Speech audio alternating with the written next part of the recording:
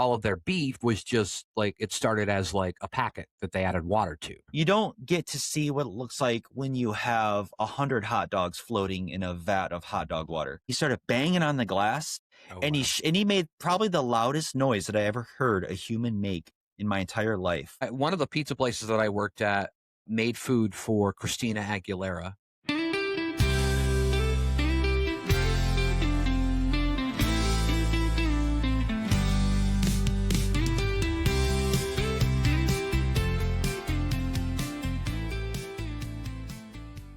Live from far, far away and up way too close, it's the Socially Awkwards podcast. I am Macaroni and Cheese, and he is Mr. Branchilata.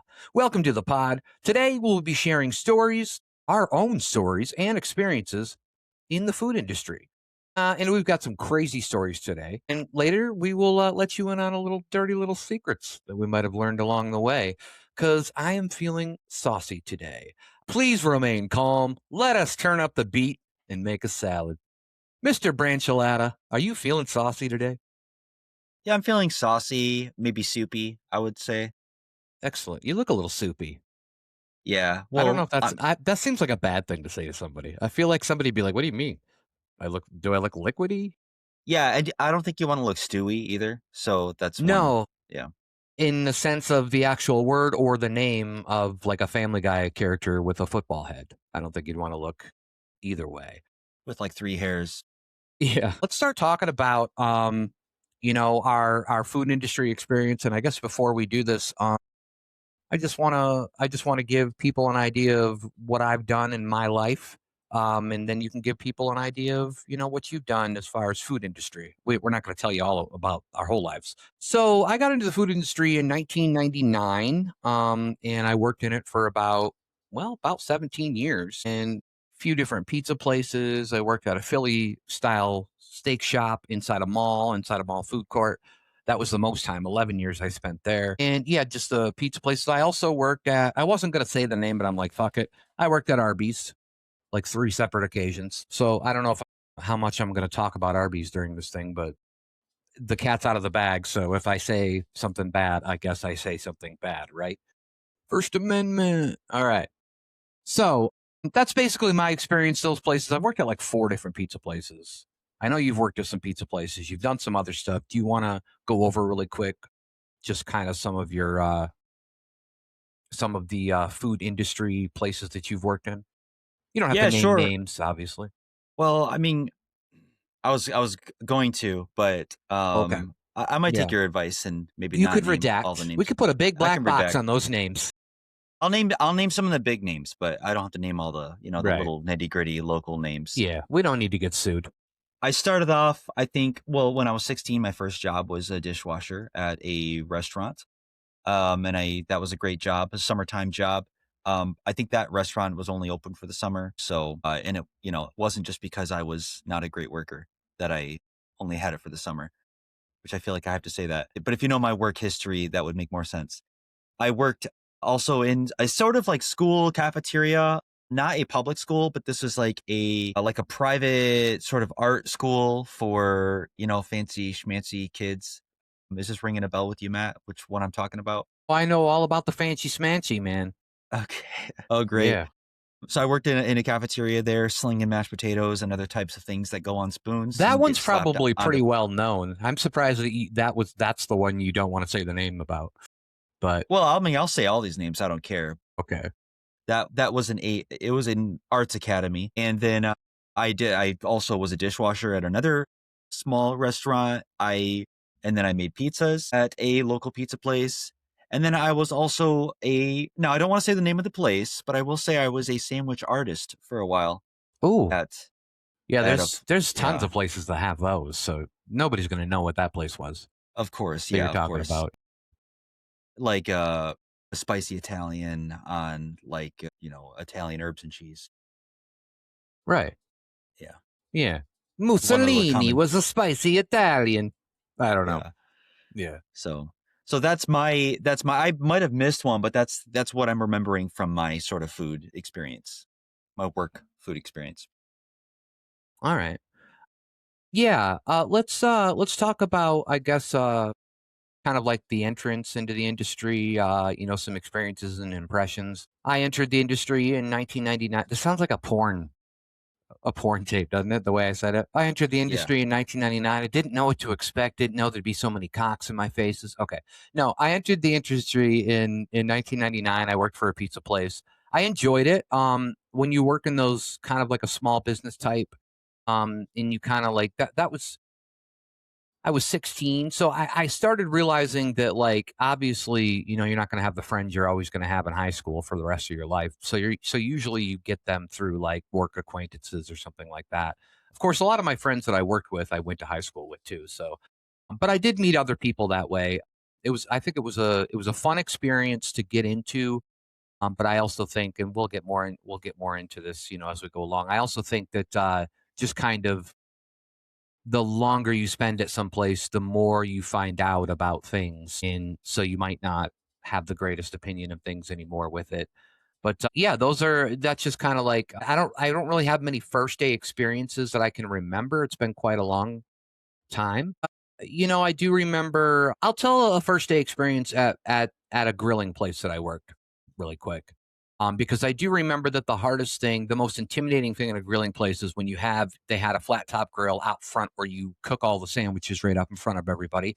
You're aware of this. You had been there when I'd worked there. And so you have to, and obviously it's fun to be like fast and kind of be like, what are those one shops where it's like, those people are always like making stuff and they're always going crazy with the knives and they're throwing stuff in the air. And I don't even know what they're exactly called, but I always see them. I've never been to But one. yeah, Um, hibachi, I like I think it's like a like one yeah. of those. So it's like one of those things where you kind of want to be good, but you're also very intimidated on the grill. So I do remember like I'm thinking to myself, I'm like, I'm never going to touch that. Which I think I learned later that a lot of people have that same kind of intimidation because it is the hardest job in the whole, part of that business. But obviously, I ended up getting really good at it, so good that I feel like at some point I was probably one of the best at the grill of the people that worked there. But yeah, that's just kind of a first day experience for me. Just not anything big. It's not like any crazy shit went down. Now I will say one more first day experience because now I am remembering some crazy shit. It was a pizza place in the food court. I worked at 3 different restaurants in the same food court. And this was a pizza place. So immediately you're going to know what I'm talking about, but most people aren't going to. Um, and the one of the ladies that worked there, like, I didn't really know how bad it was. I had heard rumors about like drugs being done in the back and stuff like that. And I went in and I remember like it was our first day. It was me and a friend of mine. And this lady, like, we don't know what she's doing in the back. She's kind of like in a little office area, but she keeps like going back and then she keeps coming up and she's like really hyped and ready to go. And just, she was like Chris Farley and motivational speaker. She's just all over the fucking place. And I'm just like, my God. And then we found out she was not only snorting coke in the back, but she was taking hits off a crack pipe.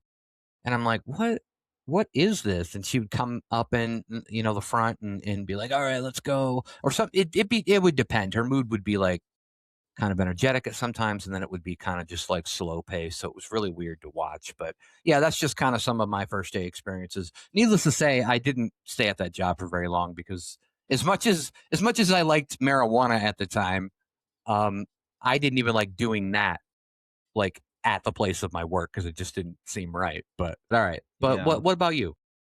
Well, I think that my first day experiences at these food places was much less remarkable than anything you describe. I think that what stands out to me is I think Subway, cat's out of the bag. Boy, I think that was one that I felt like I was sort of thrown into the fire because you're like, okay, here's a chart on how to make each sandwich.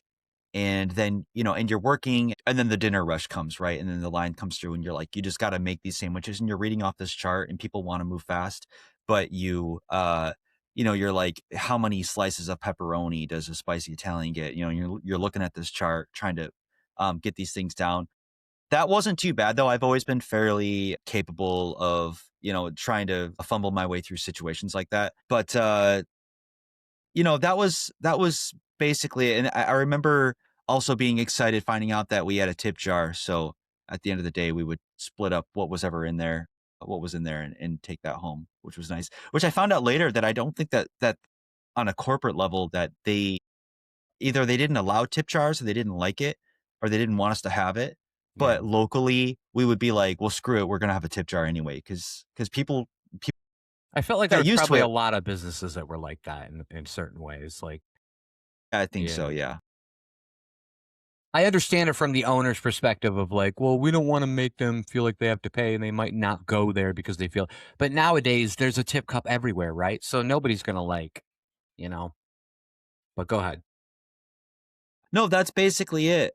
And I've had other, that was I think a lot of food jobs have similar experiences like that where you sort of feel like you get thrown into the fire, but because that's the nature the of the people that eat food there, right? Or the nature of of just how business works, where you have these slow periods and these fast periods, right? And Yeah. so your first day is usually punctuated with those types of periods and you just have to survive and get through it and hopefully not mess up too many sandwiches or whatever you're making, so Yeah, that's what I remember.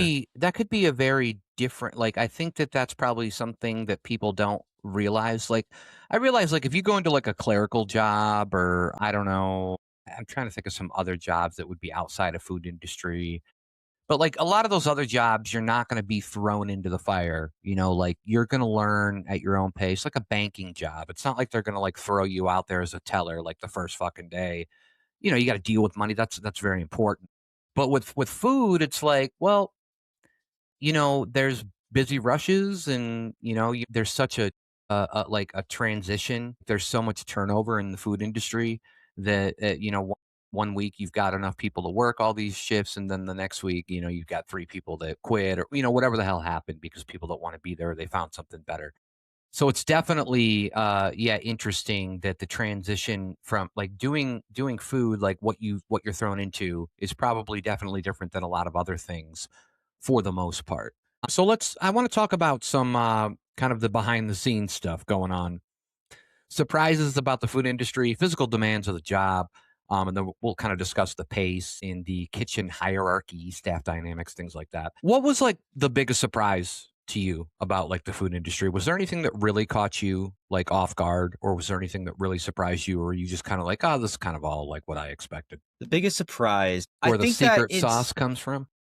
yeah, I think that in some ways that okay, so I'm gonna sort of talk contradict in there's gonna be a contradiction, I think, in how I'm saying this. But Okay. there's some things that is just it is what you think it is. Like when you're making a pizza, it's like it's dough. It's like you can go to the store and you can buy the stuff and throw it together. And or like when you're making a sandwich, at Subway, it's not there's not a lot of magic that goes into it, but it's a bunch of little bits. I think that the real magic is the consistency that you get. When you make something at home, if you're buying a different quality ingredient or you're buying different things or you're making things a different way, I don't think you have that same consistency. But at a place like Subway or the pizza place or wherever, you have like this like consistent way that is made the same way every single time. And that I think is part of the magic of like what to expect when you're buying this thing as a customer. But yeah, but I always imagine being a customer that there's like a certain magical quality that separates this food from like, something I can make at home. And in a lot of ways that's not true. Yeah, so I think that's one thing. I'll have to think about the other, but I mean, what do you think about surprises? Like, what surprised you? Well, when I first went in, I think that like I was like, okay, well, where's the robot that I just press the button and he does all the stuff? And they were like, well, there's no robot. And I was like, oh. So I really was like shocked by how much work I actually had to do, because I thought it was just going to be an easy, like, kind of like press the red button, kind of thing. No, I think one of the biggest things, and I was shocked by this probably at the time, but one of the pizza places I worked at, now I'm not so shocked about it. And now I'm kind of like, I understand it. But in pizza places, you get like the big old fucking bag of pizza cheese, right? And you got to take it out, you put it in the bins, and it's a line. If people don't know, it's a food line that you have with all this food, kind of like a buffet, like what a buffet would look like at a restaurant, all in different spots. And on a pizza place, most pizza places I think are pretty much the same. You Usually at the pizza places I worked at, one side of the line was for pizzas and the other side was for like sandwiches or subs or whatever, or salads maybe. And if you're buying a salad at a pizza place, you got fucking problems. But anyways, um, I think that we one time I grabbed out a big old block of cheese. What were they, like 5 pounds? I don't even know how many pounds they were. Like, because cheese isn't like it wasn't really like that heavy. But pulled one out, and I remember there being some mold. And then I remember my manager at the time just being like, "We'll just pick around the mold." And I was like, "Oh god, that's kind of gross." Um, but then I kind of like learned more about stuff, and then I kind of realized I'm like, well, you know what? People will do that at home. And it's really like it's not that big of a deal. I mean, you can even eat mold, but I mean, I wouldn't recommend it. And it's such a gross looking thing, and people hear so much about it that you probably don't want to eat it. But then you think about where cheese is made, like it's like aged, and you're like, well, what the fuck? So it was kind of that was kind of a surprise to me.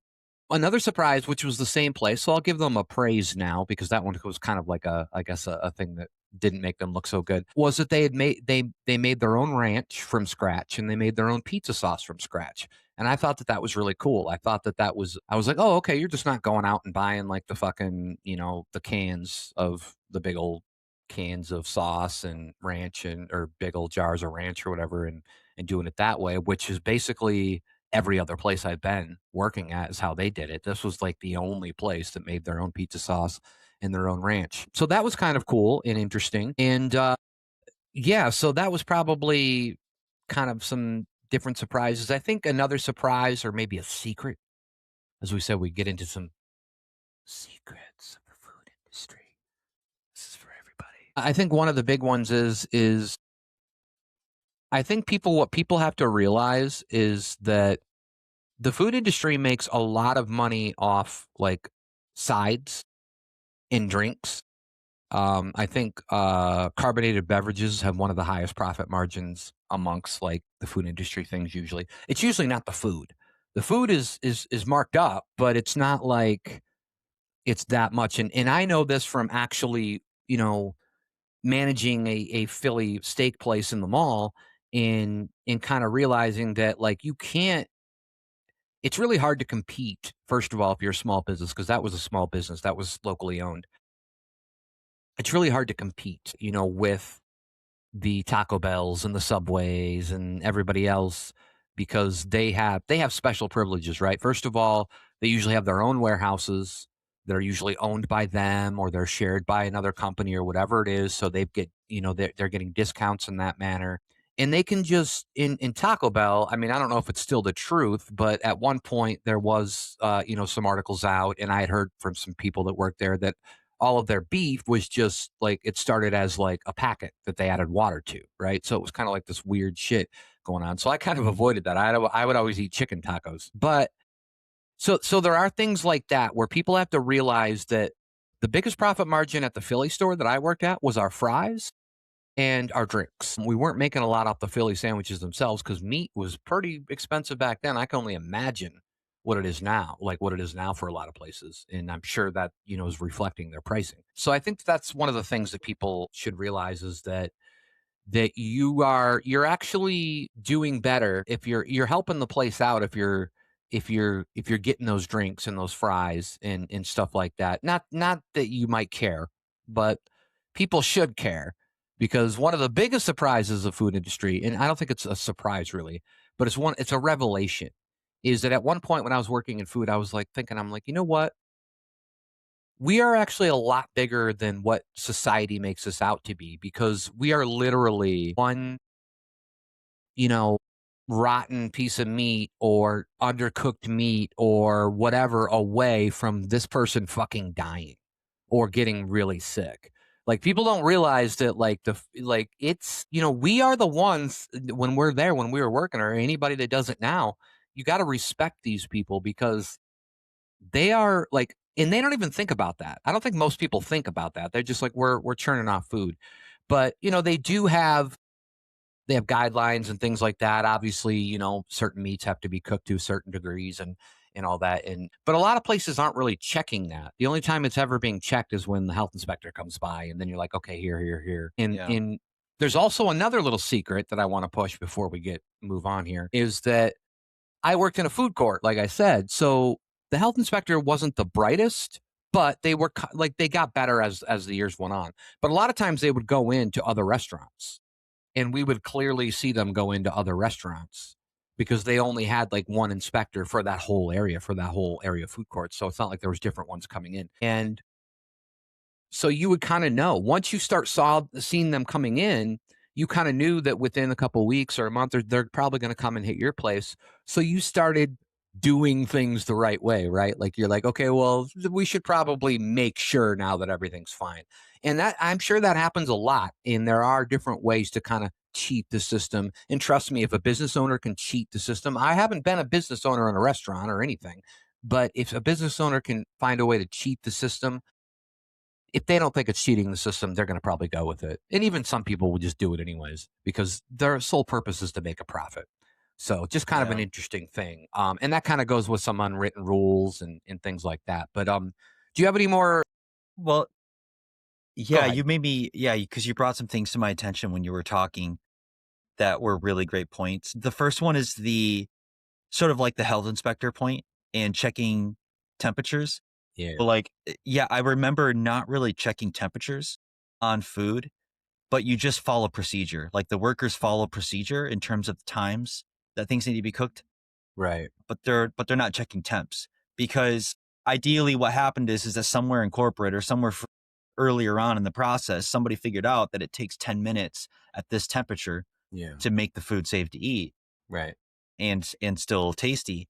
That and, and all the workers are trained on just times, and you can get into trouble with that because, like, I remember working the sandwich artist place that I worked at. We had a certain amount of time that we would cook the cookies to where they were done, but we would purposely not cook them that long. We'd purposely undercook them a few minutes because they were much more soft and not gooey like uncooked, but they might have been technically undercooked. But that's because that's how we liked them and that's how the customers liked them was you like a cookie that is a little bit softer in the center, Yeah. when you're I eating it. loved at this weird place that you're talking about, I loved their cookies.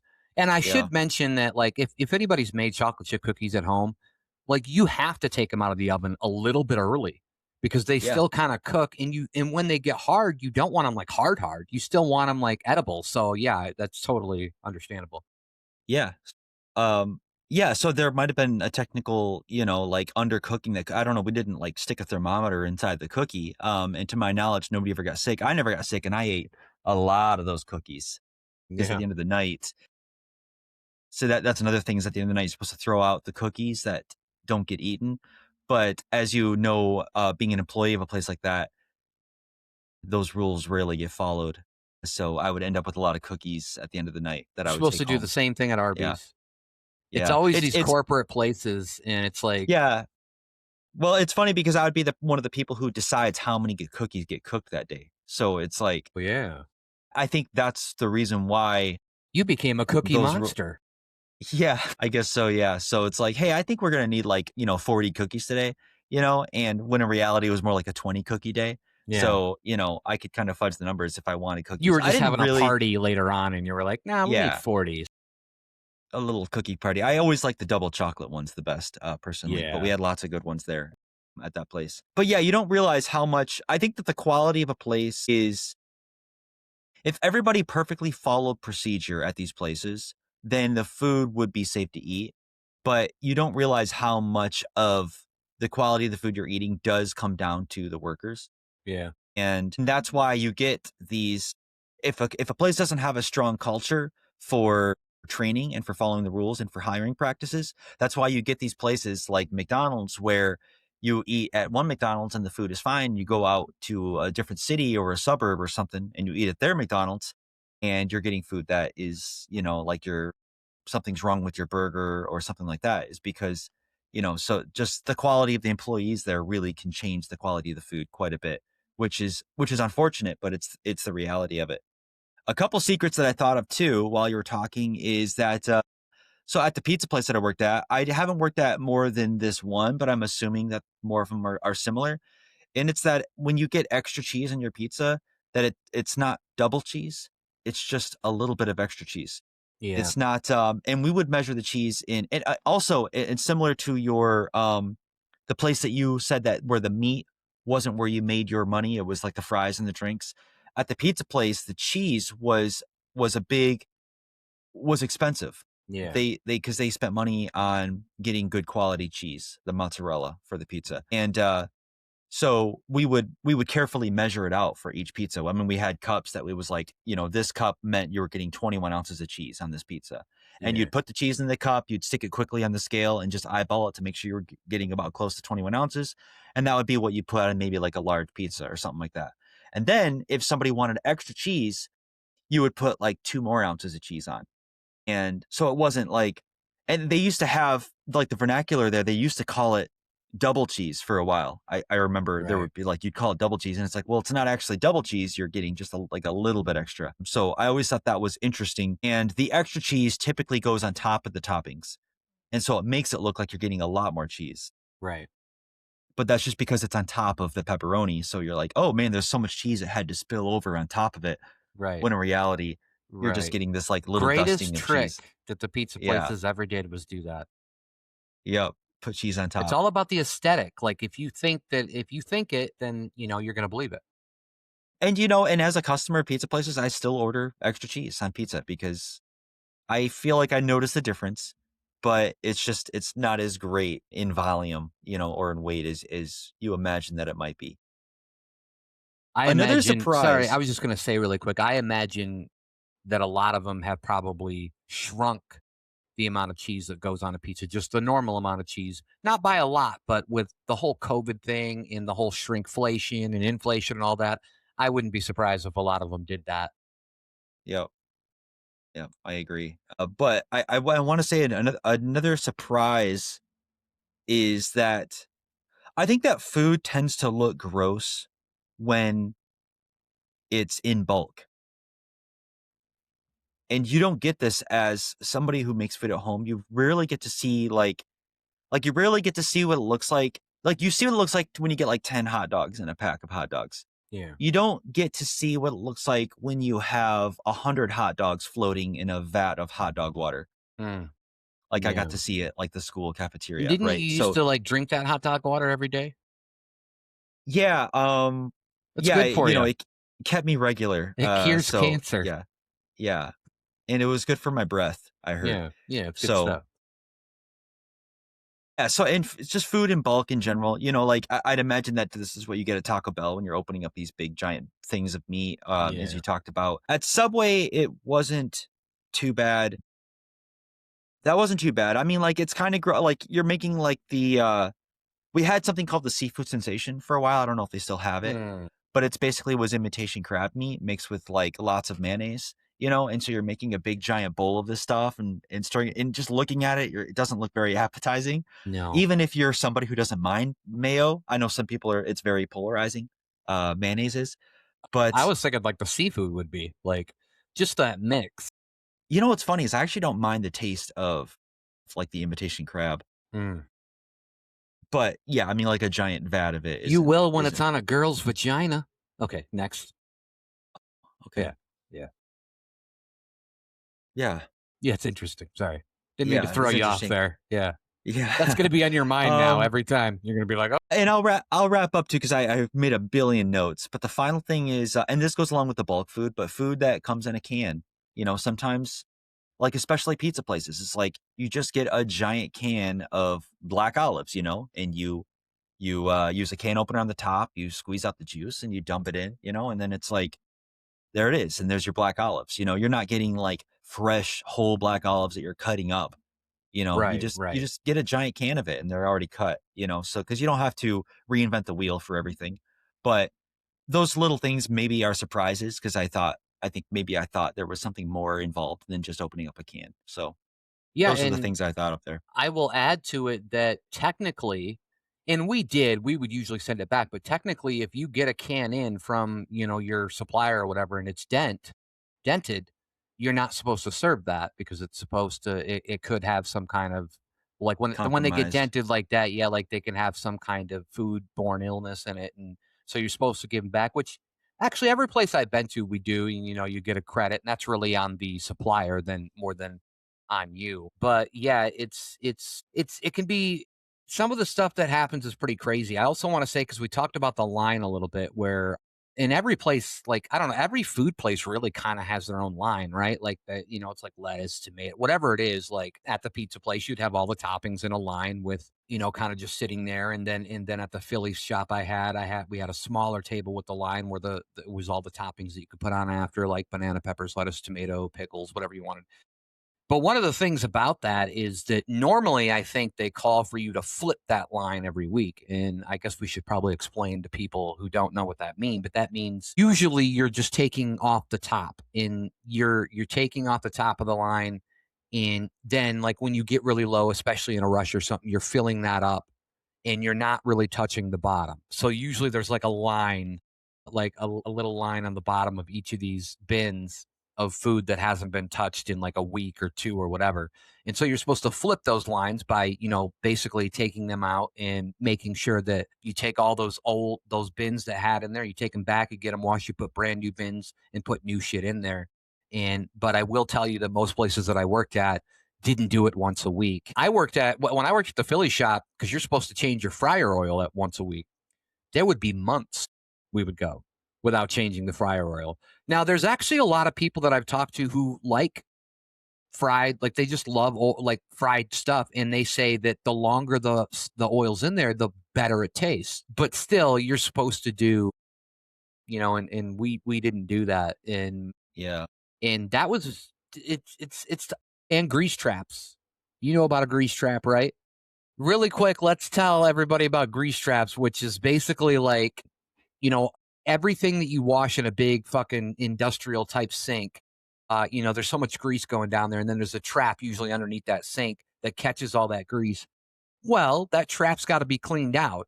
And there's usually like a fucking, I don't know, like a floor tile or something that you pick up or a grate that you take out. And usually we would just have one of us would have to do it, but sometimes you got to get a professional to come in and do it.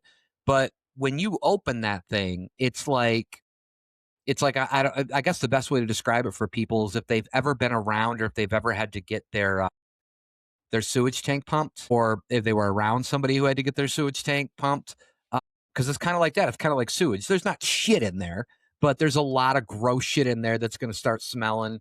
And, Yeah. there's been times where we waited a long time. But the worst part about that and working in the mall food court is no matter what, anytime somebody was doing that, it just reeked down the corridors. You could smell it, from whoever was doing it or getting it done. So that's another kind of tip for people is that it can be pretty gross back there. And just so people know, I bet you most places do have some type of rodents running around.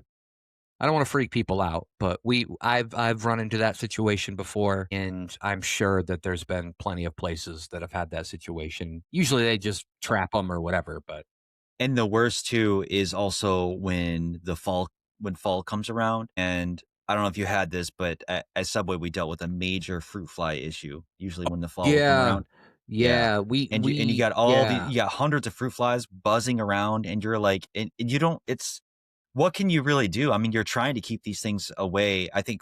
I You mean, spray one time we Roundup had everywhere. yeah yeah just on your lettuce, on Yeah, your yeah, tomatoes, yeah. It is a just difficult Roundup. situation because what do you do? Yeah yeah We would actually one of the guys that I worked with, he would take I don't it'd be some kind of molasses substance. You get something that's like thick but liquidy enough, and then you put saran wrap over it, and then you poke some holes. And then you would come in the next day and there would be like 30 or 40 dead fucking fruit flies because they're just dumb. They just go to wherever the sweet spot is that they're looking yeah for, and then they would just drown in it. So that was really the only way that we would do it. You can't really call it an exterminator. I mean, you can't put the shit that's going to kill these guys on any of that food. And most managers or owners aren't going to do that because then they would have to get rid of all that food. I mean, even if it's all covered in shit, it's like I wouldn't test it. You know? yeah. Yeah, and I mean, and people, like And customer it's funny because at Subway, we had these fruit flies and customers would come in and some would just be like, "Hey, I got them in my house too right now." Like, it's, I know, it's no big deal. And I'd be like, "Sorry, we're trying to keep these down." And we had one customer that was really upset at the fruit flies, and she said that the fruit flies were laying eggs in the lettuce, and her husband had she said her husband got hospitalized from eating fruit Yeah. fly egg laden lettuce from a different The Subway. anecdotal evidence with these people is just through the roof sometimes. It's always Yeah, and fun. I'm like, "Look, I mean, we're not putting the lettuce away into the fridge with a bunch of fruit flies in it, Right. we're not doing that." But, like, yeah, like, they're buzzing around here, and we're doing our best to, like, keep lids on stuff, but, Your fruit flies so buzz? You got some weird fruit flies, man. yeah, they buzz. They mated They with some biz, they bees. buzz. They biz? Buzzing and banging, I think, is what they usually do, but Oh, yeah. yeah. They bang all the time. If I'd be more worried about fruit fly semen on my lettuce is what I should was what I would have told the lady. Be like, "What do you mean laying Yeah. eggs? They're fucking on that lettuce." Yep. That's basically, yeah. Yeah. So, but Yeah. go Well, on. this is kind of let's talk about customers because we're kind of jumping around here. We've got like a sheet that we're looking at, but we're kind of jumping around. And I really like the fact that we're kind of getting some revelations out for people. And I almost feel like the video is much better just us revealing a bunch of secrets or whatever it is about the industry. But I do want to talk about customer reactions because you kind of gave us a segue there. And there is some interesting things because you just brought up two different types of customers. You brought up the one who understands and is like, yeah, and usually those customers have worked in food industry is what I've noticed. And then you have the other ones who are kind of prissy. I don't like to use this word, but they're kind of Karens. What is the male version of Karen? Do they just say Darren or what do they say? I don't even know. Yeah, I don't But know. they're Karens and Darrens. And you have different kinds. And the thing is like I've dealt with some pretty unruly customers in my life. I'm going to share a story of when I worked at a pizza place and the delivery driver went to a motel that was probably like literally right down the road from us and delivered a pizza, but it was like probably like an hour after the guy called. Normally at a pizza place, another quick secret.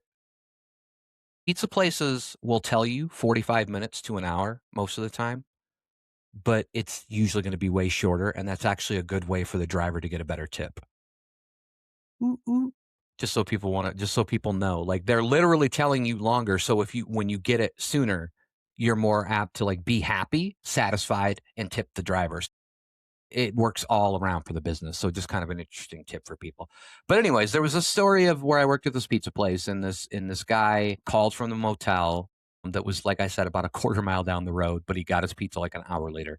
And this was kind of on the driver, but the driver that driver I knew, he specifically knew where the good tippers were. So he would take the pizzas. He wouldn't just be like a regular driver who would be like, all right, here's my route. Here's the easiest route that's going to give me like save me the least amount of gas and all that stuff. He would actually be like, no, this is the guy that tips the most. He gets his pizza first, and that would be like the list. And that's not really the best way to go. I understand why he did that, but that's not the best way to go. So this guy got his pizza so late, despite the fact that he was a quarter mile down the road in a hotel.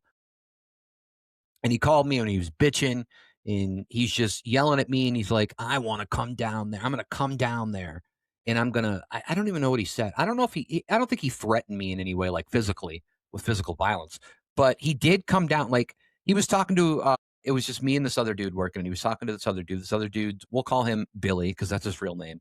Whatever. I haven't seen him in many years. Billy was a pretty cool guy though. And and so he was talking to him and Billy was like, this guy is really mad. And I was like, all right, let me talk to him. And I was like the supervisor or whatever that night. So now I'm talking to this guy. The hardest thing for a food industry person is to be the nicest, calmest person possible when somebody's literally cussing at you on the phone. And that's really hard. I think that there are so many people out there that don't get it. And I give props to all the food industry people out there that deal with that and can be calm. They probably go home and they probably smoke an ounce or they drink a six pack or whatever they do because they need to calm the fuck down themselves. But I give them a lot of props. So, anyways, this guy ended up coming down and we knew it because he was a semi driver. So he literally got into a semi a quarter mile down the road at this hotel, drove his semi a quarter mile to the pizza place and just kind of parked it like nowhere, like just where people would drive. And he came in and we knew it instantly. And Billy got the fuck out. He's like, I'm getting out of here. I'm like, what the fuck are you doing? He like gets out, like out of view.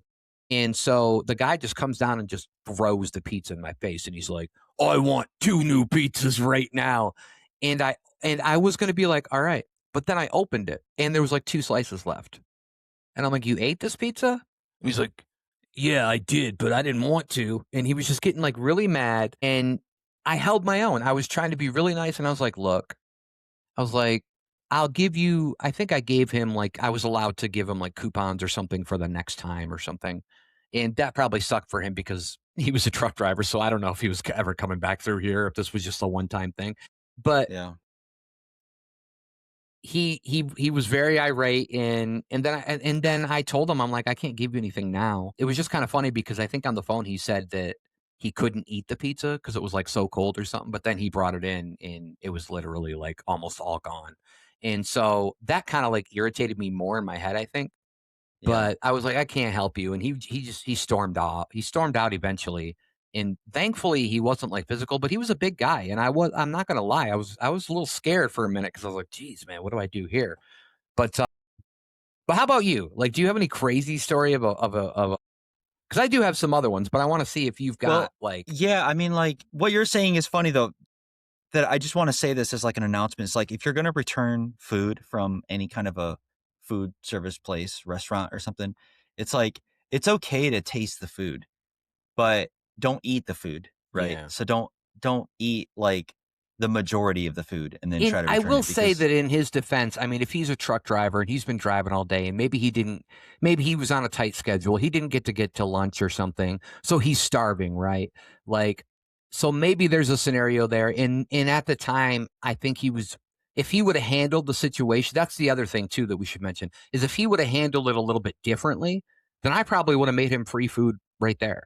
But yeah. that determines your attitude determines a lot of what those people are going to do. Yeah, if he came in and said, "Look, this pizza was really cold, and I know it's mostly gone, Yeah. but that's because I was really starving. I've been on the road all day, and so I ate it anyway. But I just want you to know I was disappointed at how cold this pizza was. And is there anything you can do for me because it was just a disappointing experience? Like if he had just like laid that out like that, Right.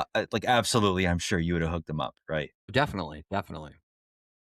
So so that's a lesson out there is like just tell people. But some people don't have the language, I guess, to describe what's going on. Of course, and then I mean, who knows? Maybe he was genuinely like, yeah, I don't know what was going through his head. You're gonna eat the whole pizza and you're gonna get really mad at somebody. And it's like Yeah. there's a lack of empathy It or something seems like going there on was there. like usually when that happens, you have to remember, and I think a lot of times I think like this. It's like, well, something else is going on in this guy's life. Obviously, Yeah. this isn't just all about the pizza. It's like a bunch of other shit, and I understand that it's culminating in kind of like bubbling up, and so you do kind of Yeah. have to kind of have that reason. But go ahead. Yeah, I mean, like I've had plenty of situations where I've had good customers and bad customers in many of the ways that you described. There's one customer that sticks out in my mind that wasn't a bad customer, not like a Karen type customer. It was a guy, but I think they were deaf, and I didn't realize it. Like they were Hmm. so this is when I was working at the sandwich shop and they were telling me what they wanted, but they were telling me in notes that were written down. And for some reason, I don't think I put it together well enough that the notes like meant anything beyond the fact that he was just showing me notes. And so I'm He reading was this just telling note you and the about his notes. day. Yeah, I was like, hey, yeah, I'm having a great day. How are you? Nice. And I'm doing good. So he showed me this note and I'm making the sandwich. And sort of when I make it, I go into this head down mode. And I think it's this autopilot that I would get into where I was so used to being head down, making the sandwich, putting on the sauces, and people would shout things at me. And I'd be like, okay, yeah, you want Mm, to let it. mm. And then I'd look up sometimes if I needed to. But I was like halfway through making this guy's sandwich and at the same time, he started banging on the glass that was like separating him and the sandwich, and Wow. he made probably the loudest noise that I ever heard a human make in my entire life, or at least the loudest noise I had heard inside of this sandwich shop. And I realize now, I mean, it's funny because being deaf, you probably have a sort of an inability to understand the decibels that you're outputting Right. with your Right. mouth when you're Yeah. making noises. Yeah. So I think that's what happened. So this person shouted and it just startled me so much because it was It went from like being completely quiet, a mute person, to like the loudest noise in my ears. And I was like, I thought there was an emergency happening. And it was because I was doing like I was putting on mayonnaise. So people, this is another thing I learned at the sandwich shop is people get really particular about how much, not like what condiments goes in the sandwich, but exactly how much. Quantity. Do you want one strip of mayonnaise, two strips of mayonnaise, three Yeah. strips? And people will use words. I know this is a segue, but people will use words that are shorthand for that are not actual quantity measurements. They'll Right. use words like heavy mayonnaise, light Right. mayonnaise, and light mayonnaise is a funny one because not only do we have mayonnaise, but we also have something called light mayonnaise, which is Right. Like a a lighter low fat calorie. mayonnaise. Yeah, so I always have to say, well, do you want light mayonnaise? Do you want light Or like normal heavy mayonnaise? Or in volume. Like is yeah, you got to heavy be like you volume. want to like Yeah, heavy. You want that mayonnaise to yeah. just be like yeah. So this particular person shouted, I think, because I did a strip of mayonnaise and then I went to do like a second strip, and He didn't want that and second strip. that was gonna ruin the sandwich. And you know what? I don't think of this person in my memory as being a bad customer. I just think of it as a funny situation where I actually think that I wasn't as in tune with the rules of communication with this person as I could have been. Yeah. And it's just and they had a kind of an inability to regulate exactly like the volume at which they were shouting at me. So that's stuck out in my mind. And then there was a second one, sort of at the same place, that we had a I tried to I tried to comp somebody a sandwich, and it made them upset because I can only assume that they themselves were a business person or they were wealthy themselves. And for some reason, comping them was, I think they had viewed it as disrespectful. And they had told Like me they didn't that, want your charity kind of thing. yeah, exactly. Like they were And, too prideful, basically. yeah. And they said, well, who's paying for the sandwich? And I'm like, well, I'm not paying for it. And then they said, well, somebody's paying for it. And then, they walked out and they were upset. You should have been like the And you know what? taxpayers. Yeah, the taxpayers. I think, and they had a point to a point. So somebody was paying for the sandwich, and I wasn't comping them out of like malicious, No, I'm assuming that's what you're like. taught. Well, I was taught it, but but you're not taught it from a corporate level. Like corporate Right. doesn't want you comping people's sandwiches, Y- but the local culture there where I worked was like, if every so often, like if you gave away a sandwich for some reason, it wasn't the end of the world. And like I didn't I didn't have tons of friends coming in there like getting free food all the time, but like, for example, at the end of the night or during your lunch, it was normal to like make yourself a sandwich and you just eat it for free. I don't know if that's what the corporate wanted, but I know that for me and the culture and where we were, it was like, make yourself a sandwich. You want to make yourself a meatball sub, and go eat it on your lunch, then you can just do that. And I think that's actually cool when places are like that, but it can go too far if you don't keep it in check because, some employees aren't as, as careful about like what they're taking advantage of. In food service, there's a lot of people that will Will definitely take advantage. take advantage Friends will come of. by. I mean, on both ways. Yeah. They'll take advantage of themselves, and then there's also like the stigma that you have to deal with the other way, where your friends will come by and they'll be like, "Yo, hook me up," and you'd be like, "Dude, no," but they always Yeah. think they're gonna get a deal, and it's like, bro, Yep. come on, man, It goes both ways. don't put me Exactly. in that Yeah. position, kind of thing. Yeah, yeah. So was there any more, or was that? Sorry, I kind of cut you off there. No, I mean, those are the only two I can think of. Okay. Yeah. I'll stop there. But those are the two examples that stick out. Well, you made me think of something that also happened at one of the pizza places, and this happened to my boss at the time. And when a deaf person would get a delivery, and I don't know if you ever had to deal with this at the pizza place, it would be a relay system that would call, right? So you would get a call and it would be this girl saying, "Hey, we've got this customer on the line, they're deaf," and they're relaying the information to them, and then they're telling you, and then this relay operator is telling you what they want. And we had one that would call back. I don't know why, but they were very irate about whatever they had delivered to them. And they were swearing, so they were like typing in like swear, like, "Ah, fuck you guys, this is fucking bullshit," to make the operator have to say that. So the operator was then saying that to my boss, and my boss was just like, he just found it funny afterwards because he's just like, I've never been sworn at like that in my life by like a deaf person, and then making the operator have to do that. And the operator basically has to do has to say everything that they type. So it's really fun. So if I was deaf, granted, I wouldn't want to be in. I think that those people, obviously it sucks to have to deal with that. But if I was, I would definitely take advantage of certain things like that. And that would be one of them where I would just be saying crazy shit because I know the operator would have to say it, but that was kind of one that came to my mind when you were talking about your customer there, is that it's like this deaf person like swearing and cussing and making the operator have to say it. But I've dealt with some crazy, there's been some crazy customers at the Philly shop. I One of the great things about working in the mall though when I worked at the Philly shop was that you kind of utilized mall security, and we did have quite a few people that would come up and like they would have like these handwritten like notes or like these receipts that weren't like that they just picked up off like the ground. They clearly picked them off the ground that somebody dropped. And they'd be like, "Look, you sold this to me and it wasn't right and you owe me one." And I'd be like, "What the hell are you talking about? Like this is like a receipt." They'd be like, "I was here a little while ago." And I'd be like, "This is a receipt from like 3 months ago. Like, what are you talking about?" And so it was cool because if they bothered you enough, you could get a hold of security and then security would escort them out. Obviously, at a standalone restaurant, you didn't really have that ability to do that. You kind of just had to deal with that stuff on your own. And I'm sure people have seen some crazy TikToks or, short videos or reels or whatever of, some crazy shit that'll happen in a restaurant when customers are kicked out, or I've seen some crazy videos and they're funny afterwards, but I'm sure in the moment they're pretty intense and you're like, "Oh gosh, that's fucking insane."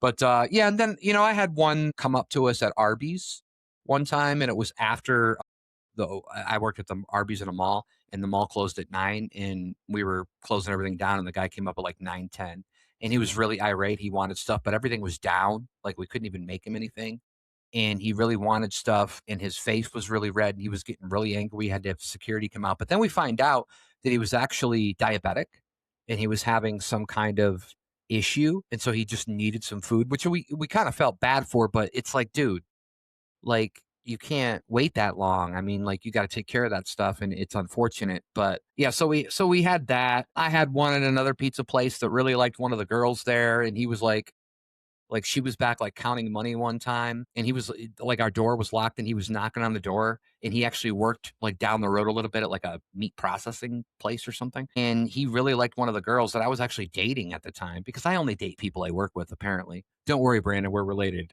and we're the same sex, so everything's fine. That's not going to happen. But he was like really into this girl, and she was back like at the desk, and we didn't really have an office. We kind of had a desk that was kind of like an adjacent wall which you really couldn't see from.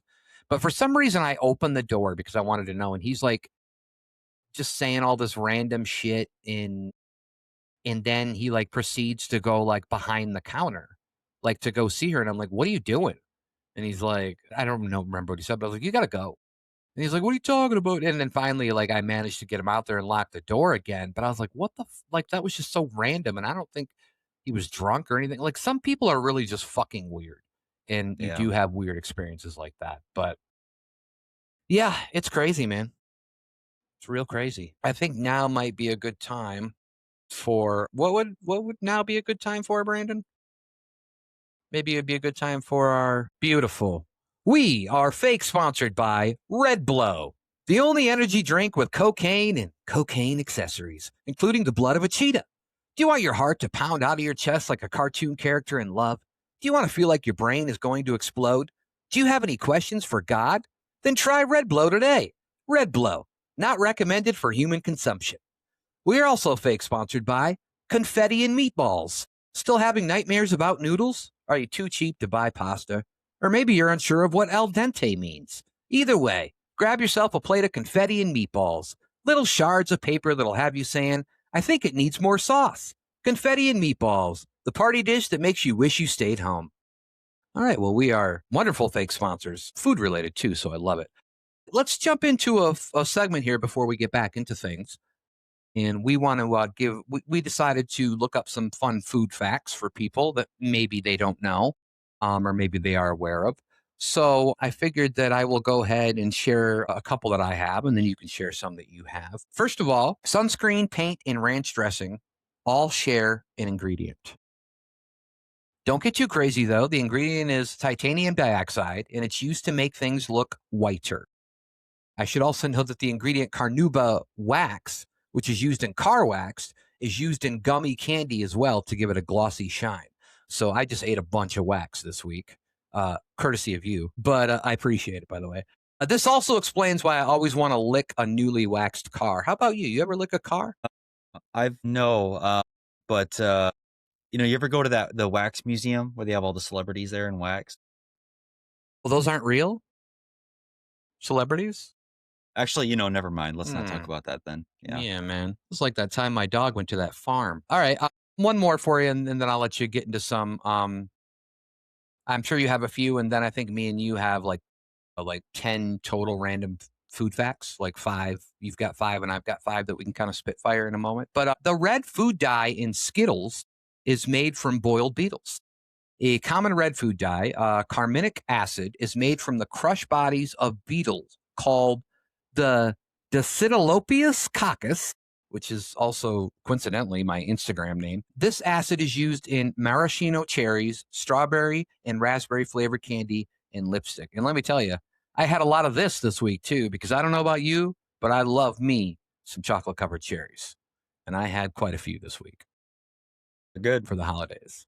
What do you got for me? Yeah. So the first food fact, and some of these food facts are of courtesy of somebody very close here on the pod. The first one that I have here is that cheese is the most stolen food in the world. So around 4% of all cheese around the world ends up stolen, and Damn. there's even a black market for cheese. Well, yeah, I've been on So that site. I've yeah, definitely looking for some cheese. the cheese the cheese road, I think. Yeah, Is that what it's the called? Yeah, cheese road. Yeah, the old cheese road. yeah. Yeah, or maybe I'm just thinking of a song. But yeah, all right. What else you got? All right, yeah. Going down my list here. So the next one is about nutmeg. Mm. So apparently nutmeg, this is a food that you find in your pies and your Yeah, it's eggnogs. If you're everywhere. one of those people, you're not an eggnog guy. I know that Yeah, about you, but I'm not a yeah. eggnog guy. No. But in large doses, nutmeg works like a hallucinogen, if I pronounce that right, Wow. due to a natural compound called, and I don't know if I'm going to say this right, but it's myristicin, maybe. Mm. And and apparently that means it also has insecticide properties. Okay, so nutmeg. Lots. Do you know the amount of nutmeg that causes these hallucinogenic properties? I don't know, but I mean, based on personal experience, it's got to be more than a spoonful, right? So, Yeah, more than a dollop. yeah. Yeah, a dollop, a spoonful, what's another word? I was going to say a dollop of daisy, but that's actually Yeah, a dash. A dash, yeah, a dollop. a There's all dash these could be good. words. I was thinking of those words when you said that people would come up to you at Subway and like give you weird like vernacular of like what how much mayonnaise they wanted on. A Yeah. dollop of mayonnaise, please. Like Yeah. it'd be like, what the fuck you talking about? Yeah, so I have a bunch of them here. How many we wanted to go through? 5 of them? Because I don't want to spit out. I want to Uh, keep mine okay, nice yeah. and So tight those were here. all. Yeah, I just wanted to let me go through five random ones that I kind of have like just short ones, and I think you might have a list of five as well that are kind of just short and sweet with bullet points. Mine are food tastes better, or sorry, food tastes different when you are flying. It actually tastes worse, like the salt content in your body, like it can't ignore. So that's why there's like a lot, like it can't absorb it the same. So they actually, that's why like a lot of food meals when you're flying have a lot like more salt in them and they taste different. Potatoes are 80% water. Oh my gosh. Yeah, that's it. Tonic water glows in the dark. Interesting. Nutritious foods. Here's one that's kind of one of the reasons why we fail as a country. Nutritious foods cost up to 10 times more than junk food. So that kind of tells you why people are eating junk food, why a lot of times it's just easier to do it that way. And also, California is the world's fifth largest food supplier in the whole entire world. It's the fifth largest. So just kind of interesting. I Go like ahead. that. Yeah. 5th largest world food supplier. Yeah. That's That's a that's lot. yeah, that's That's quite big. large. That's big. Yeah. All right. It's the All shape right. of a Well, kidney, California. Kind of. I don't know. okay, well here's my 5 fast food facts for you. You ready? Okay. So uh people I think a lot of people know this, but there's probably some people out there that don't realize this, but that honey is bee vomit. God. So that's Yeah, when you say interesting. it like that, like there's probably a lot of people don't realize that. And I believe I was having this discussion with somebody a couple days ago where I was like, it's the thing because we discussed this before that never expires, and it's bee vomit. It's basically what it is. And like, obviously, there's a reason why they call it honey and not bee vomit because we wouldn't want Yeah, it then. that's true. Yeah. And it's funny because I mean, when I vomit, what I look at looks like it's already expired. So there's an interesting, It's been yeah, expired for a while. I think. it's, Yeah. yeah, interesting thing there. Fruit Loops are all the same flavor. So Sorry to break it don't, to you, people, but they are all the same flavor. don't pick out all the red ones because you like the way they taste because there's Right. no point. Just close your eyes. And they'll make your poop blue, right? I think that's what the color it'll make your. I think it's blue. Yeah. Well, I mean, I think if you drink enough like, or blueberries, Yeah. well, no, there's something weird that happens there. French Blueberries will make you fries. go. Yeah. Sorry. Go ahead. Yeah. French fries were originally invented by the French. No, the Belgium. The In Belgians. Belgium. The Yeah, the Belgians doing the Belgians. right stuff. Yeah. I love that, man. So, so that's an interesting So little for all those factoid there. people during 9/11 that were saying they were calling them freedom fries, remember that when they were calling them freedom fries because they were mad that France wasn't getting into like the war with us? They were all fucking wrong because they're from Belgium. Yeah. Yeah. So the next one, raw lima beans. Mm.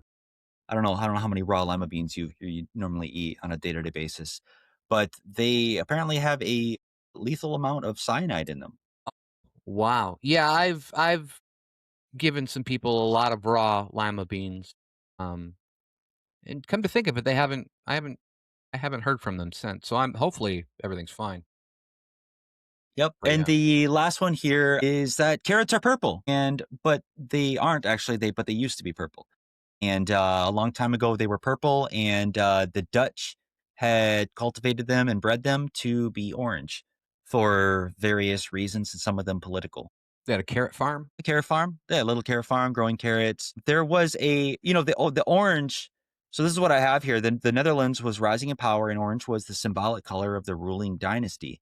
Breeding an orange carrot was a subtle flex, agriculture as a national identity. It's now this is not necessarily confirmed as like official propaganda, but it's also not propaganda. Did Bugs Bunny confirm this?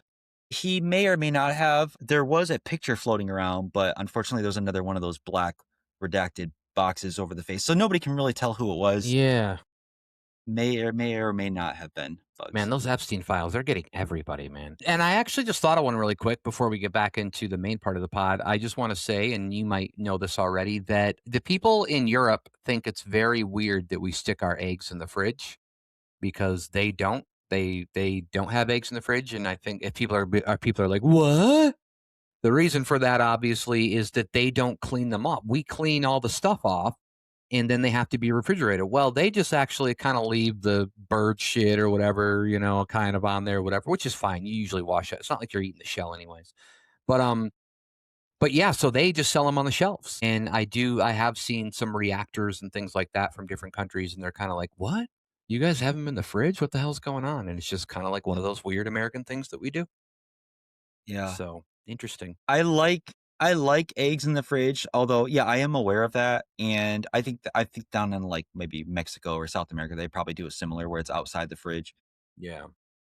And because there was a while, your mother might have been the same. My mother had chickens, and that was the first time I was introduced to eggs. It's like sitting on the shelf there. And it's Yeah. like, hey, if you want eggs, I grab some from the shelf and, crack them open. They Yeah. were covered in I crap thought you and, were gonna say that you poop. had to sit on the eggs, like your bird died, like a bird died, and they were like, "Hey, that was your first job, was to sit on eggs."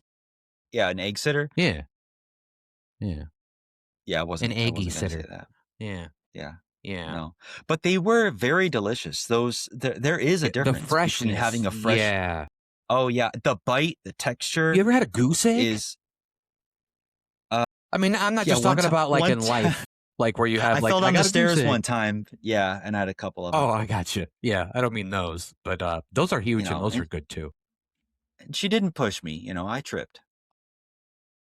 That's a revelation. Alright, okay. Well, let's talk a little bit about, I'm having fun talking about some secrets and stuff. So let's discuss a little bit more about that. First of all, I think this is probably a pretty common adage that I think a lot of people have heard in their life, but I just kind of want to reiterate it and let people know. And it's simply don't piss off the people who make your food.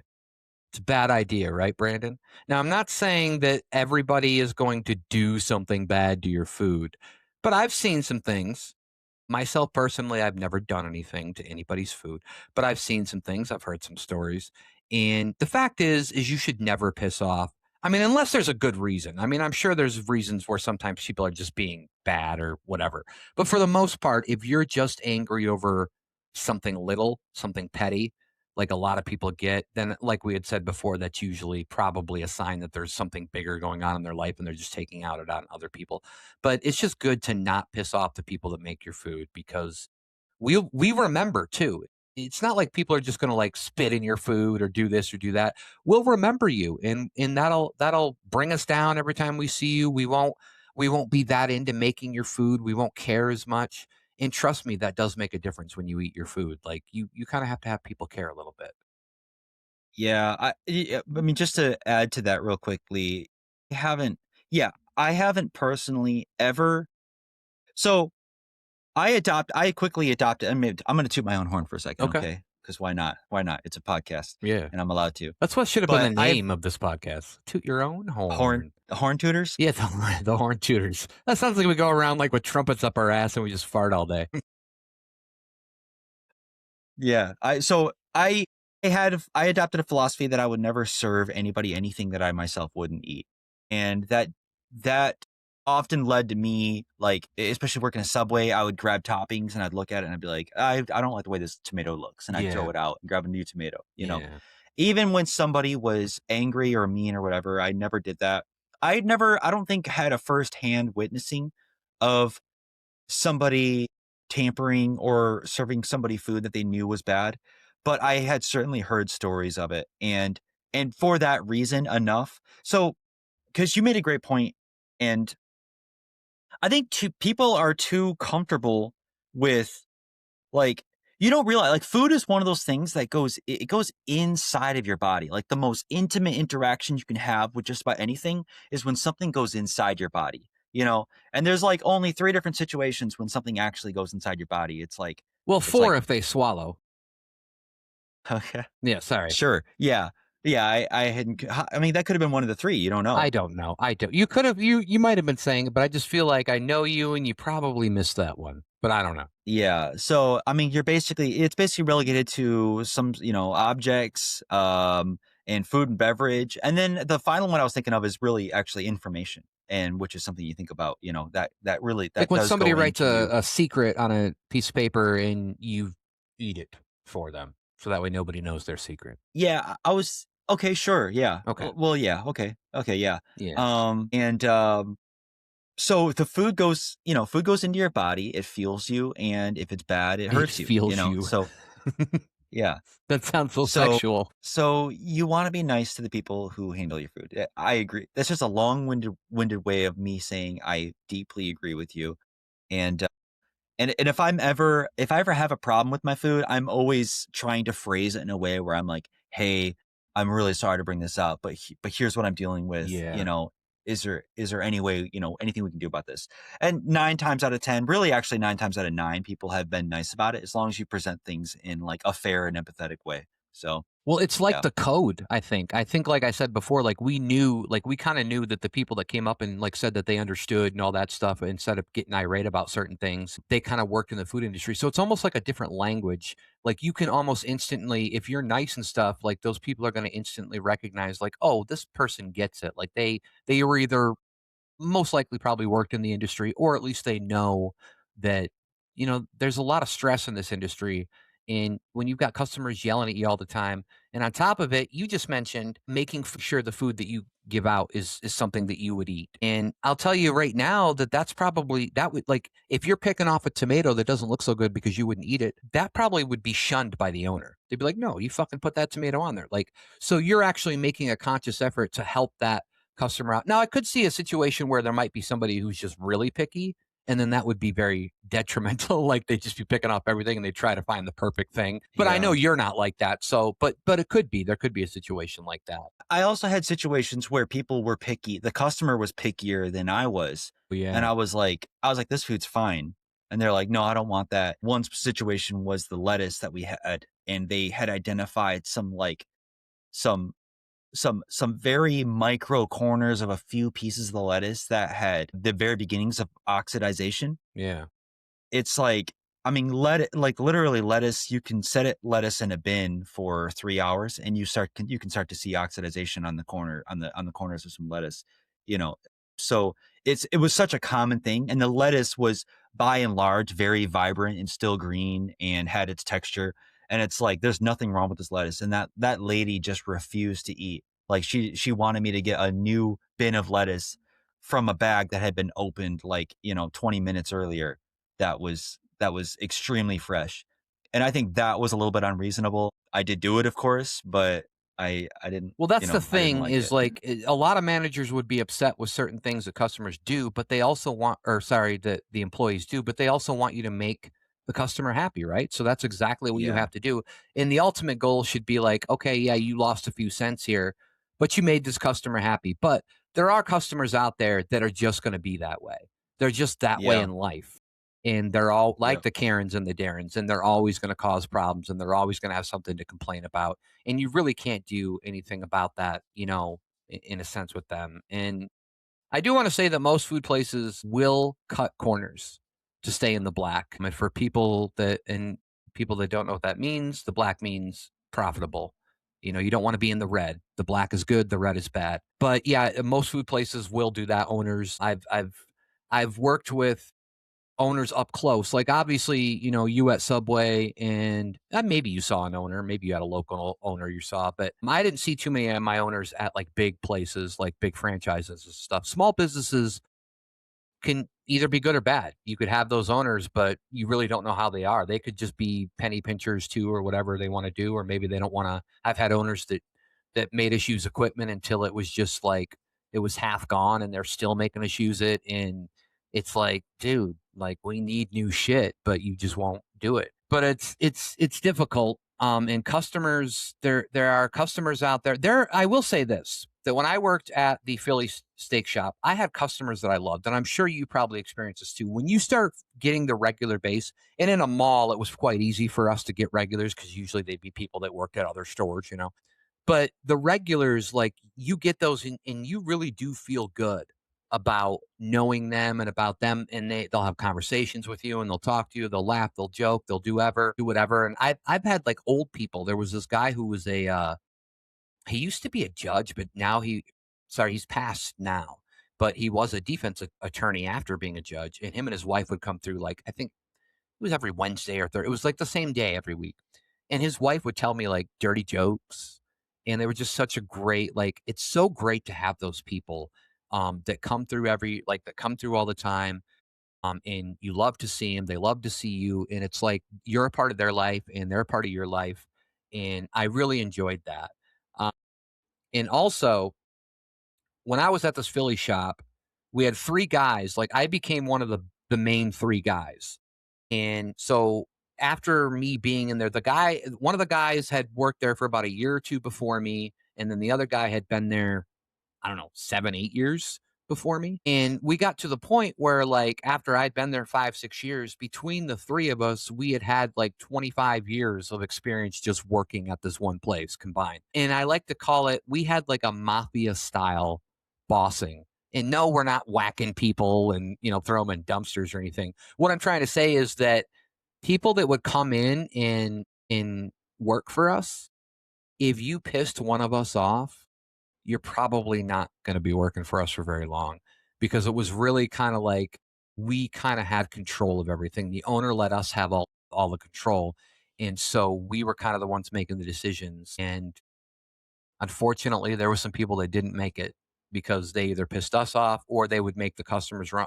I had plenty of customers that would come up to me. That's another thing, is when you have trust from the customers and they come up to you and they tell you about another employee. I had an employee that was apparently messaging one of our customers that was a lady patron, and they weren't messages that she necessarily wanted. So to the point where that guy actually ended up getting fired because that girl's mom knew the owner. And so it was just bad luck on his part. I wouldn't have Yeah. fired him personally, but once I talked to the owner, I had to fire him. Yeah. So there's just situations like that. But I want to say that there are like great customers out there. And if you are a great customer and you really love the place and you have those conversations with those people, I think it does mean a lot to people. Yeah. I agree. Yeah, and while I mean, while you were talking, this touches on something we had just mentioned about, like, treating the people that work at your food places badly or being mean to them, the people who make your food. Because I was thinking about, like, there's only been a couple places that I've treated them badly. And when I say treat them badly, what I mean is like places that I've like specifically gone online somewhere and like left a bad review. Because I was thinking about like what's been my relationship with these places. And I find that if I'm going as far as to like be angry or leave a bad review, that basically means that I'm never eating at that place ever again. And there's probably like two different places I've had that experience with where I'm just like, I'm not eating at this place ever again.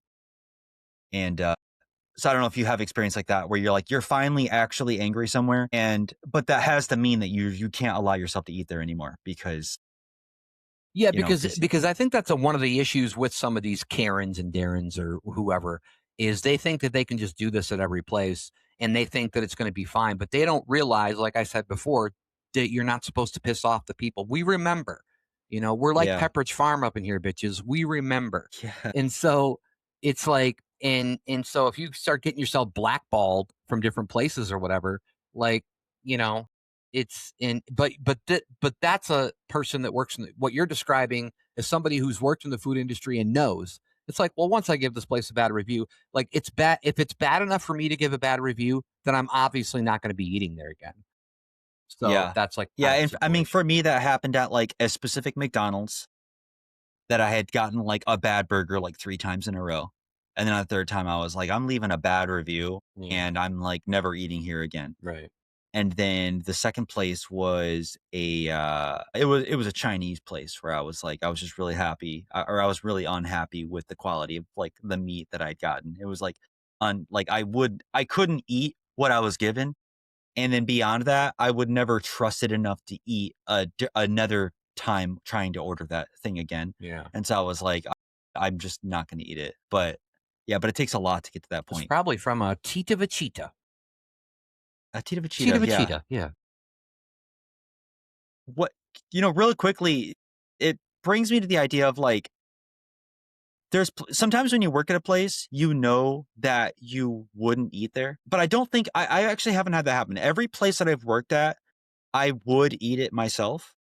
And I think I'm proud of that fact, but I do know, like, I think the biggest one is when I worked at Subway, whereas that I look for certain things. Like, when I'm like, if I go to a Subway now, the first thing I look at is the lettuce and the tomatoes, and that tells me everything I need to know about whether or not I want like, what I'm gonna order or if I even wanna order. If the lettuce is if it's and I know I just went over this, now I'm gonna contradict myself. If it's super oxidized Right, or right. if it's droopy or really sad, Yeah. or if the tomatoes are like or if the tomatoes look soggy, I can just tell if they look really soggy or not, because that tells me how long they've sat and how long it's been since they've rotated these things. Is there anything like that where would be based on your experience now, if you go to somewhere, you can glance at something and say like, "Oh, I can see like that food, like I kind of don't want to eat here," or maybe I'll eat something based on like what I'm seeing behind, in the kitchen. Well, I will say that most places that like I left, whether I quit or are fired or whatever the situation was, I didn't really get fired too many often. It was usually me quitting though. I would probably avoid that place obviously for a while. There's still places where I don't really order or get food from that I've worked at. Obviously, the Philly steak shop, I had never eaten at that place before I worked there. But then once I was there, I was like, oh, this food's actually really good. And so, I mean, probably not to that extent, but there are obviously, I look at, I probably would, as I get older, I probably have a harder time of like trying to like eat out at like places. Mainly because, there's just like, there's articles and there's social media and people are saying this and that. And then you got to like decipher all that shit. And you're like, oh God, stop talking. Don't talk about my favorite place to eat like that. Like, Yeah. but for the most part, I usually trust in what I'm getting And there's not really a lot of places that I'm going to. I did just recently eat at a Subway like a couple of months back for the first time in a long time. And one of my most favorite sandwiches there is the chicken teriyaki. What is it called? Is it just called chicken teriyaki? Yeah, I think Grilled chicken that teriyaki, maybe. I mean, they might have changed names since I mean, it's been a while since I've worked Yeah, there. I really liked that, and the Subway that was particular in this mall, in the food court that I worked at in the Philly shop, I would go there, and they would actually throw, because they would have the teriyaki, but then they would also throw this golden Italian on. This one dude, like, just suggested to me, and the combination of sauces was just so good, so al dente. No, that's not what it means, but, it was so good. Perfecto. But now they don't have that. So I was kind of upset with that because I was like, "Do you guys have this golden Italian?" And like the lady was like, "Well, no, we don't have that." And maybe it was just a particular one. I don't know because they're obviously owned by different place or different people, but I don't really know. So there's that. But I guess I really didn't answer your question. I kind of just went off into some weird veering It's okay. direction. But It's like a black redacted box over, yeah, you know, I'm over really your bad. answer. I Yeah. think we're just being redacted on the spot right Yeah. now as we go. Yeah. I just got Epstein, didn't I? Yeah, everybody's Yeah. getting Epstein. Yeah. I do want to share. I'm sure you might have a couple of things, but we're going to wrap up here in a minute. But I do want to share. First of all, one of the pizza places that I worked at made food for Christina Aguilera and her people in the city that we lived in, which I'm sure you were aware of. And we had a festival, and at one point, this festival, well, they still do, but they had big names come down. In that particular, there was a few years where they would perform at the fairgrounds of this county, and the pizza place that I worked at was a few miles down the road from the fairgrounds. So her crew called up, and obviously we didn't see them or anything. I mean, it's not like Christina Aguilera came in and grabbed the food herself, but we did make at that time. I think it was like about $200 worth of food, a lot of salads, and I just don't know why people get salads from pizza places, but It's not right. that's another secret for everybody out there. Don't fucking order a salad from a pizza place. It's crazy to me. But yeah, I wanted to share that, and then also at the same place we would have grinders or subs or whatever you would call them, basically hot subs that were cooked in the same oven as the pizza. And which is cool because we actually had the conveyor ovens, which I loved for pizza. I'm sure you dealt with those. Those are great. But one time, like I wasn't paying attention, and I was using a bread cutting machine, and you had to cut this bread. The great thing about this place is the bread was even made fresh there, but we would have to cut the bread in this machine, and it would go through like this thing, and you could only go down so far, or you cut some fingers off. One time I wasn't paying attention, and I thought I cut the tip of my finger off, but the reality of it was just a part of the nail. It wasn't that far, and so I was fine. The crazy part of this story is that there was another girl that worked there, and she like saw me. Maybe she was at a shift and she saw me like the next day or something. And she's like, that's crazy that that happened to you because the night before that, I had a dream that that would happen to you. And I was like, you had a dream that I was going to stick my finger in the bread slicer? She's like, yeah. And I was like, and I looked at her very intently and I was like, I have one rule for you. Don't ever tell me about your dreams again because that was kind of freaky to me. So, Yeah. I just wanted to get that out there. It was kind of an interesting situation, but it was kind of funny. Oh, really Yeah, quick, because sorry. I wanna say one more thing. I might have said this yeah. to you before, maybe on the podcast. A lot of people are not gonna know this reference, but there was a band back in the '90s called the Blessed Union of Souls. I'm not sure if you know this. They sang a song called, I'm sure you've heard of them, but maybe you don't remember their songs. They sang a song called "I Believe." They sang a song called, oh, shit, there was a bunch of other ones, and now I can't think of them. I used to love that band when I was growing up, and the leader of the band, his name was Elliot Sloan, and I was working at a pizza place this was around 2005, and they went and performed. My cousin on my stepdad's side was at CMU at the time, Central Michigan University in Mount Pleasant, and they were performing there for like a free concert. And my cousin also enjoyed these guys, and he knew how much I liked them because I was the one that got him interested in this band. And he went through the trouble of tracking down the singer after they performed, and they literally called me. He called me at the pizza place, and my cousin's like, "Hey, Elliot Sloan is right next to me, the lead singer of the Blessed Union of Souls, and I want him to talk to you." And I was like, "Holy shit, are you serious?" So I talked to Elliot Sloan for a few minutes, asked him what kind of pizza I want because he's like, "Do you want a pizza?" And he's like, no, I'm really far away. But it was just really cool because I had been a lyricist based on when I started reading the lyrics of this band. I really liked how deep their lyrics were, and I like literally became a lyricist or a songwriter because of him. And I still am to this day. I still write music just as you do, and I just thought it was really cool to talk to him. So I just wanted to throw that out there. That that's very cool, yeah. Yeah, I don't have any, stars, yeah, like, I know. or famous people stories. Right. I saw Bruce Willis at the mall I worked at, and I mean, he didn't come to eat.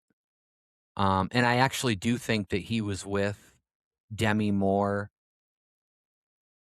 Um, no, it wasn't Ashton Kutcher. I was gonna say I think he was with Ashton Kutcher too, but that would have been too early. That would have been before. Like it was like for some reason I thought like there was some kind of like this crazy thing happening where Bruce Willis was still hanging around with Demi Moore when she was with Ashton Kutcher, but Yeah. I think it was just, and that was also because his daughter went to this camp that we know about around here that you referred to working at before, and that's why he was in town. And I might have slung food to his daughter. Yeah, he probably did. That could just be a rumor, though. Ooh, ooh, not a good joke for the people that aren't going to get it, but whatever. All right. Well, Do you have anything? It looks like you might have something that you might want to say, or maybe not. I don't know. Maybe I put you on the spot. I don't know. I just wanna say that working in food service is something that I think most people should experience it. I'm not saying you wanna make a career out of it, but I think that there's things to learn. There's things to learn about people and food. It's one of the best customer service relationships that you can experience because it's casual, but it's also, like, there's a serious aspect of it. Like I said, like, I think that you should take your food seriously and what goes into your body, Yeah. and people, and there's and food has always been sort of the cornerstone of most societies throughout history. Food has a very important place. So you just get to see all types of people, and it's a melting pot of customers. Yeah. So I think it's a great experience for somebody to get if they get the chance to get it. And there's nothing wrong if you're starting your career, even if you find yourself asking questions like, "Do you want fries with that?" I think teenagers should get into it. Like, I mean, you don't have to. I'm sure you've got other things you want to do, but just to make some extra money, just to kind of learn the situation. I think that the stigma of it, because sometimes there's people like, oh, you work there. Like, I don't think that there should be. And if there are people out there that literally make it like a lifetime job and they become managers of Burger King or something, I guarantee you, people that are making fun of them, they're making bank. I mean, those Yeah. managers, especially if they're there for a long time, they're going to be making six digits, especially nowadays. And I think it's great, and you're always going to need these places. So these people that constantly make fun of people or whatever, or there's a lot of people that'll be like, well, they don't deserve higher wages. That isn't real work. It's like, oh my gosh, you don't even know. That usually tells me that they've never worked in food industry. But yeah, that's one thing that bothers me. Also, if you're ever going to buy or plan on owning some kind of restaurant or food place, please have worked in a food before that you buy. Just don't think that it's going to be like, because well, that was one of the problems with one of the owners I had at a Philly steak shop. Is when I found out that he bought the place and he's never, ever, ever had worked in food in his life, I was like, what are you doing? Like, this is crazy to me. Like, you've never worked in food, but you bought a restaurant? That's really weird to me. And I think he just thought it was going to be like, I'll sit down, I'll be a little retirement. And he learned the hard way that it was not that way. Yeah.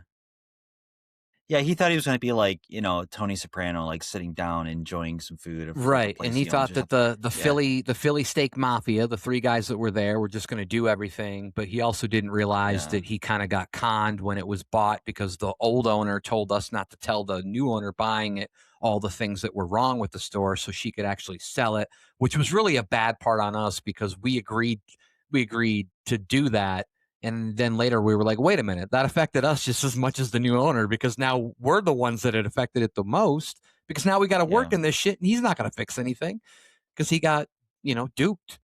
So, Yep. Swindled. yeah. All right.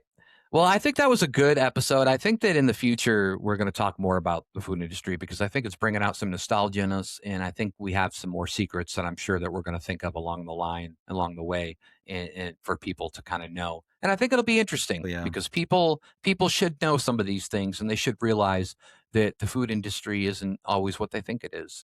And maybe next time we'll talk about how much human feces the FDA allows in food, because there's a certain amount there, and then we can really get people grossed out. But that's till next time. All right. I am Macaroni and Cheese, and he is the Spicy Banchilada. And this has been the Socially Awkwards Podcast. Thanks for joining us, guys. We'll see you next week.